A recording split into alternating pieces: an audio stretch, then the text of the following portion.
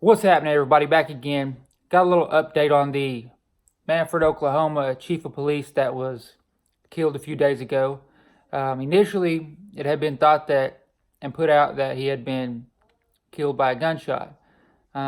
Since then, more details have came out, more evidence was released, I guess, if you will, and it's been determined that the cause of death was actually he was beaten to death. They haven't performed an autopsy yet to actually say what the cause of death was, if you will. But from what the report says, they were in a hotel. Obviously, They're from Mannford, Oklahoma. They went to Florida.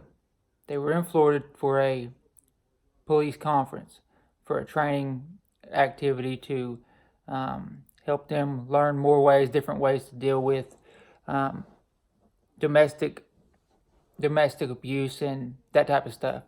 Um, so while at their hotel around 9:30, they said people were hearing loud laughter and screams coming from the room. So some people asked to have a room change, and they moved to a different room so they didn't have to be kept up by it. Um, Later on, people said that people that were in rooms close to theirs said that they could hear a large roar, and then they could hear somebody saying, "Stop, Mike! Stop, Mike!" Kind of loud at first, and then it got lower until it stopped. Um, Still hearing noises, and people kept calling from all the surrounding rooms. They kept calling down to the front desk and complaining, if you will, saying they're hearing something strange, they don't know what it is, etc., etc. So they send the hotel worker up to the room to check it out and see what's happening. He knocks on the door. He only hears kind of a groaning sound. So he then uses his key, goes into the room, and when he enters the room, he finds the deputy on top of the chief of police, just mumbling, incoherently mumbling. He tells him to get up. He doesn't move. So the hotel worker goes over and has to grab him around his neck, if you will, and pull him off. He pulls him off and lets go of him. When he lets go of him, the police officer falls, hits his face on the ground, messed up his nose and his lip, I guess, from where he hit the floor. And he just laid there, mumbling. Then he tried to see what was happening with the chief, which was laying on the ground underneath him. He was already unconscious. Whole side of his head was swollen. I think they said his left eye was swollen shut. But at that time, there didn't seem to be any other injuries. Also, the deputy who was on top of him when he entered the room, sitting on top of him, his whole right hand was swollen and red. So apparently he had just been beating him and beating him and beating him, from what it looks like and what it seems. He was arrested after that they arrested him on manslaughter, and now it's been changed to second-degree manslaughter, I believe. He was seen in video court. They had video court, and they set his bond at $1.5 million. So obviously, he's not going to be able to bond out on that. So he doesn't appear again in court. I can't remember the exact date, but I think it's a month or so before he appears. Like I say, the district attorney and them and everybody that has anything to do with that says they feel they have plenty of evidence that makes it conclusive, that they can tell what happened, they don't know what happened to cause it, but they know that he beat him to death. So they feel comfortable moving on with that charge and going to court against him, if you will. So that is what's known at this point.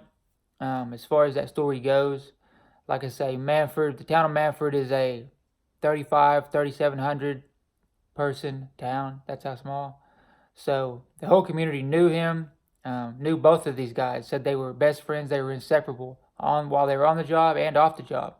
So nobody really knows what happened, but the whole town is distraught, and the whole town is wondering what happened and wondering why. Some of the surrounding police officers from different towns, different police stations stepped in so that they could help the city out, help the town out. That way, the other police officers, there's only 8 police officers in the town total, I believe, but they stepped in so that those guys and girls, whatever, could take some time off to, you know what I mean, wrap their heads around it and get what they got to get figured out. So I thought that was pretty cool when I read that. But other than that, that is what is known at this point in time. I would guess that he's not speaking, he's not explaining what happened. He's probably just hired an attorney or going to try and hire an attorney and go that route. But we'll see. We'll see. I'm sure the news will follow along with it, and hopefully we'll be able to see, if you will, what happened. Maybe he'll speak on it when he's at court. Maybe he won't. We don't know. But a lot of people have answers, especially the people that are from his town and were friends, families, acquaintances of his. They want to know. So eventually he's going to have to speak out and explain. But that's what's known right now. Like I say, I appreciate everybody for watching. Just wanted to give a little update on it because I posted a video before when it was thought to be that he was shot. So I wanted to let everybody know what actually seems to have happened at this point. As always, things change. We only know what the media knows at this point. So if it changes, I will make another video and update everybody on it. Appreciate everybody for watching. Everybody who hasn't already, go and subscribe to my channel.